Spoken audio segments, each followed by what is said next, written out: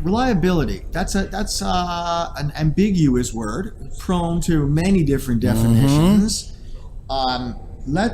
Before we go into any verticals or details of reliability, let me just ask that question. What do you consider reliability to be scoped? Well, there's a technical definition when it comes to assets, that the asset will meet its required function over a particular period of time under stated conditions.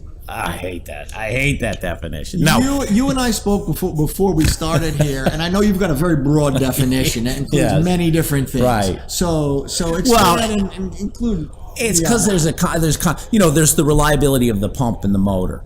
Then there's the reliability of the system that the pump and the motor's in, and then there's sort of the reliability of the organization, and then there's the reliability of the humans that are in the organization. So, and that's just in our small part of the world. You're right. There's all kinds of other areas that they apply reliability to. We have sort of drifted up to the system or organizational reliability, and we include the human as at least a 50% part of reliability. So what we say is that it works.